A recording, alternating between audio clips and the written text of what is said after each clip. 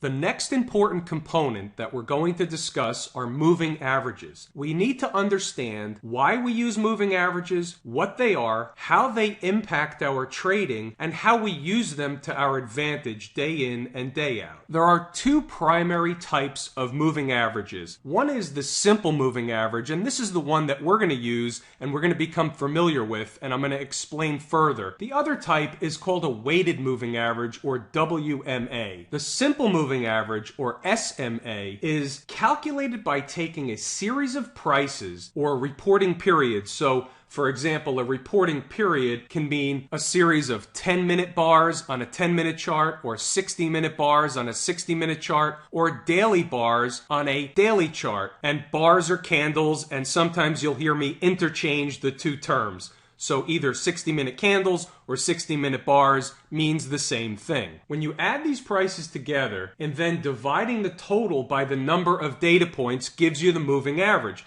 You don't need to be concerned with this because the moving averages are going to be drawn on the chart when we put them on the chart, and they act as a guideline for us, and we'll see that in a minute when we go back to the charts. The weighted moving average is different in that it uses values that are linearly weighted to ensure that the most recent prices have a greater impact on the average. We don't want that, so we're not going to use the weighted moving average. We're going to stay with a simple moving average, which will be most helpful to us in our trading and analyzing the charts. We're looking at a 10-minute chart, and you can see three lines on the chart: red, blue, and black. On my chart, the red line represents a 20-period moving average, a blue line represents a 50-period moving average, and a black line represents a 200-period moving average. If you've read any books on trading, then you've likely seen other analysts use other types of moving averages. Some will use a 9-period moving average, some will use a 100-period moving average, some will use other moving averages in between, and all we really need to know for the purposes of these lessons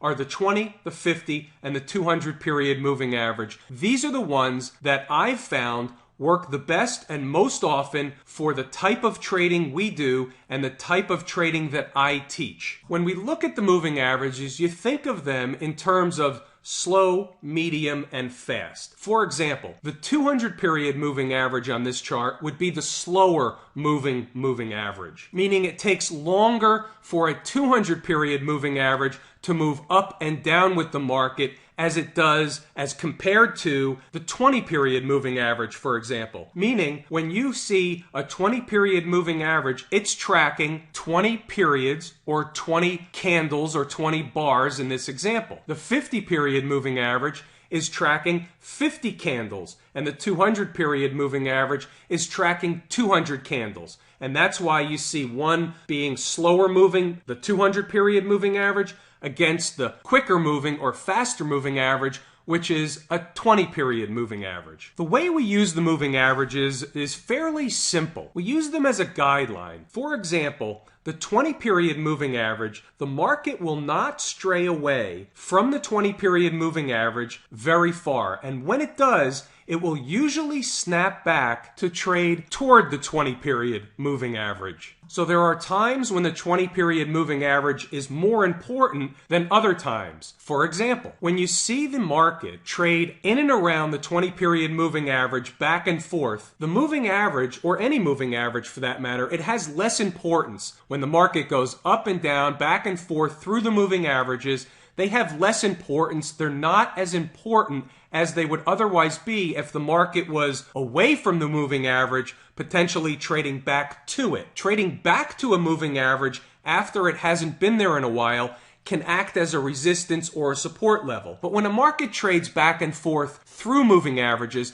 they have less importance, so they're really not considered support or resistance as depicted by the two oval circles on the chart. However, other times when the market does trade away from the moving averages, as they get farther away, we begin looking for areas on the chart where a support level, like in this case where the market was falling away from the moving averages, we begin looking for support levels, understanding that at some point in time when the market does find support, it will tend to trade back towards the moving average, which I like to call, in the case of a 20-period moving average, home base. The market likes to trade in and around home base, which is the 20-period moving average. So as you can see, the market found a support level, giving the 20-period moving average a chance to catch up to the market, allowing the market to come back toward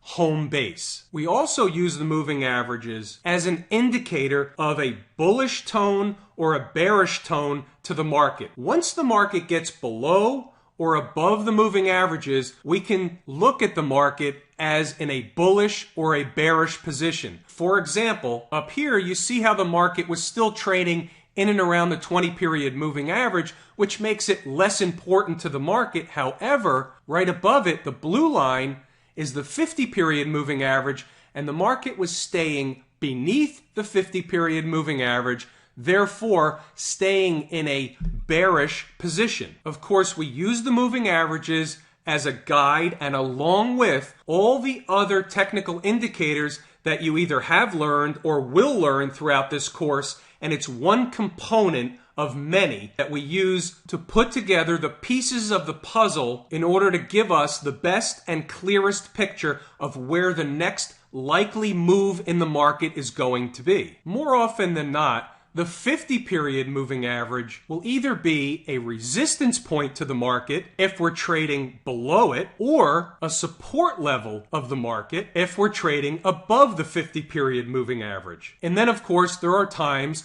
when we're going to be trading either above or below the moving average, and the market's going to want to get either above or below the moving average. Here's an area where the market was in an uptrend, came into the 50-period moving average, and fought its way through. Once it got above and closed above, and when I say closed above, I mean on a 10-minute candle or whatever time frame you're looking at, it could be a 60-minute chart or a daily chart, when the market gets above and closes a candle or two above the moving average, it's generally working its way into a change in direction. In this case, we're moving from a bearish case where the market moved down into a bullish case where the market was moving back up, recapturing on the upside the 50-period moving average. So the faster moving average, which is the 20-period moving average, tends to be closer in proximity to where the market is. It's home base.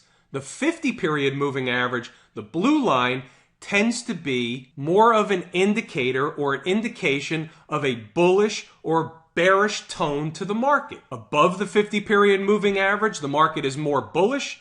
Below the 50-period moving average, the market is more bearish. And that's how we use those two as a guideline to the market. The 200-period moving average is a much slower moving average. Therefore, the market will tend to respect a 200-period moving average more so than the 20 and the 50.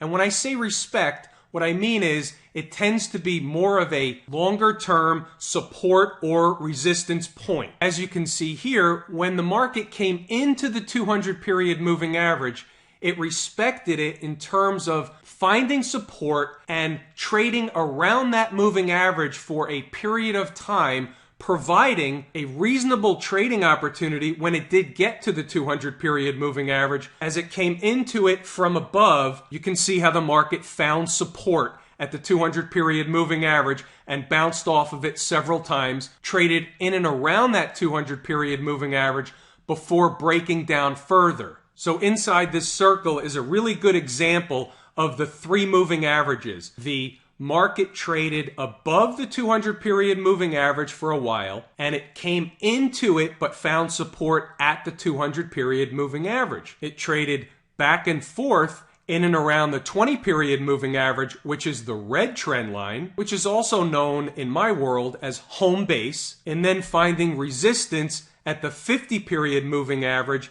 As you can see, the market tried to rally up to the 50-period moving average, but failed and was rejected, therefore sending the market lower. Hence, below the 50-period moving average, the market has a bearish bias to it. And certainly, once the market got below the 200-period moving average and stayed below the 200-period moving average, it had more of a pronounced bearish tone to it. So these are guidelines that we use in conjunction with all the other technical factors that you have learned or will learn throughout this course. You will see the moving averages on the charts from this point forward for the rest of the course, and we will use them in discussion along with all the other technical factors that are discussed throughout the course. All charting platforms should give you the ability to adjust moving averages to your liking, meaning the type of moving averages that you want to see on your charts.